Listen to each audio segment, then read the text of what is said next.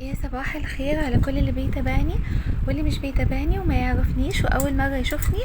انا لونا، تابعوني على قناتي واعملوا اشتراك للقناه وفعلوا الجرس علشان يوصلكوا كل فيديو جديد بنزله. عايزه اقول لكم لو ما عندكوش كبه تقدروا تعملوا كفته الفراخ او كفته البانيه. تعملوها من غير كبه خالص. انا جربتها بالطريقه دي من غير كبه ونجحت معايا وكانت ممتازه، وبجد الطعم حلو قوي وكانت ناجحه كمان. ما حسيتش بفرق خالص. بل بالعكس، يعني حسيت ان هي مختلفة عن الكبة بفرق بسيط خالص. بس حلوة، يعني ما توقفوش نفسكم لو ما فيش كبة، اعملوها عادي وهتطلع حلوة قوي. يلا بينا.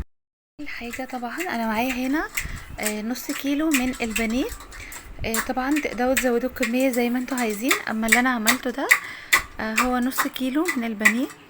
طبعا اول حاجة هنعملها هنقطع البانيه صغير جدا، مكعبات صغيرة على قد ما تقدروا، علشان لما نيجي للخطوة التانية تبقى سهلة علينا.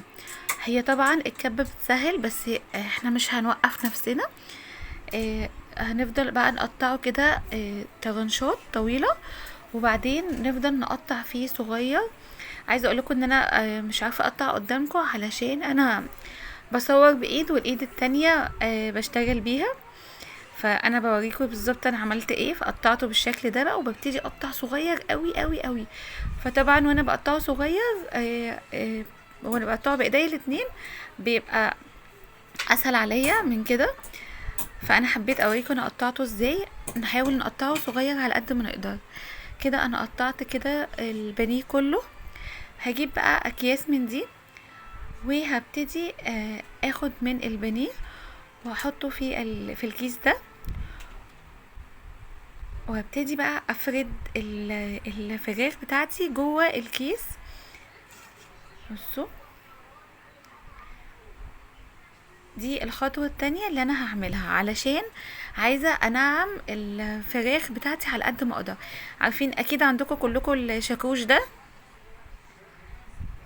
هنفضل بقى ايه ندق كده بيه، هيخليها تتفرم وهي جوه الكيس. طبعا احنا مقطعينها مكعبات صغيره، فالخطوه دي اساسيه ومهمه جدا. خدوا بالكم منها، وعايزاها يعني تفضلوا كده تدقوا فيها لحد ما تتفرم.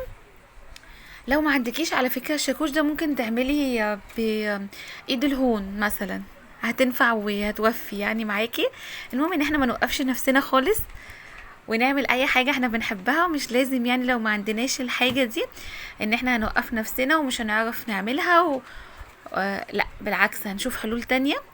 بصوا، انا استخدمت هنا الفلفل الاخضر وفلفل احمر واصفر، واستخدمت 3 بصلات. عملت ايه بقى؟ بشرت البصل بشر ناعم وخدت المية بتاعته، سحبت كده منه المية.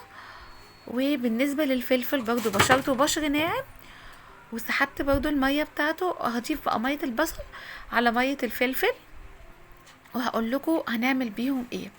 المهم ان انا عايزه المكونات الفلفل والبصل يكونوا ناشفين من الميه. تمام. دي كده البهارات اللي انا هستخدمها، عباره عن معلقه توم باودر وبصل باودر وبابريكا وملح وفلفل اسود ومكعب مرق الدجاج، وده اختياري للناس اللي ما بتحبش تستخدم مرق الدجاج. هضيف بقى كده كل المكونات على الفراخ بتاعتي. المفروض بصوا اتفرمت. هبتدي بقى اقلب فيها، يستحسن نعجن بالايد. هنا هضيف 4 معالق كبار من البقسماط المطحون، بيخليها ليها طعم مميز وبتتحمر كده. يعني مع البقسماط المطحون بيعمل لها طعم ممتاز. ف4 معالق بقسماط مطحون انا حطاهم على نص كيلو من البانيه.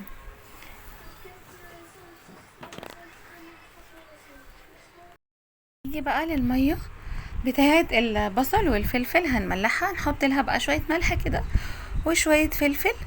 وبصوا بقى هنعمل بيها ايه. طبعا احنا عملنا خلاص الخليط اللي هو بتاع الفراخ، هو كده جاهز. الشكل بقى اللي انتوا عايزينه تعملوه. الميه دي انا هستخدمها في ايه؟ بان انا هبل ايدي كده فيها واخد من الخليط بتاع الفراخ. شايفين بقى بقت عامله ازاي؟ بقت شبه اللي معموله في الكبه بالظبط. ولا احتاجنا كبة ولا اي حاجة، وحلينا المشكلة. بصوا انا هعملها شبه الهمبرجر. طبعا انتوا تقدروا تعملوها الشكل اللي انتوا عايزينه، عايزين تعملوها كفتة تصبعوها تعملوها كفتة هتبقى حلوة برضو. انا حبيت اعملها اللي هي شبه البرجر كده مبططة، فباخد زي ما انتوا شايفين واشكل الشكل اللي انا حباه كده. انا شكلت كل الفراخ بتاعتي. نيجي بقى لاخر خطوة معايا، وهي انا هجيب جريل. لو مفيش جريل ممكن نستخدم طاسة، مش عايزين نوقف نفسنا يا بنات. هحط كده معلقة زبدة ومعاها شوية زيت وهسخنهم على النار، ومش عايزين زبدة ولا زيت كتير، زي ما قلت لكم كده تبقى ايه بالشكل ده. واول ما الزيت والزبدة يسخنوا هبتدي بقى انزل كده بالهمبرجر بتاع الفراخ اللي انا عملته بالشكل ده كده. على فكرة ما بتاخدش وقت في السوا خالص، جميلة جدا وسهلة وما خدتش وقت خالص، وكان طعم بجد تحفة. طبعا تقدروا تقدموها مع مكرونة بقى، تاكلوها في سندوتشات جنبها سلطة، هتبقى خطيرة. بصوا اول ما الجنب بيتحمر بقلبها بقى كده على الجنب التاني. بصوا دي مش راضية تطلع معايا. سهلة وبتستوي على طول، والطعم حلو قوي بجد ممتازة. انا قلت لكم يعني قلت كده اجربها واقول لكم عملت ايه معايا من غير كبة. فعايزه اقول لكم كانت جميله جدا وبجد يعني تستاهل التجربه كده. جربوها وقولوا لي. طبعا لو عندكم كبه اعملوها بالكبه عادي، لو ما عندكوش كبه اعملوها زي ما انا عملتها وهتطلع ناجحه معاكم جدا. انا قدمتها مع مكرونه وكان بجد تحفه، وبألف هنا وشفا.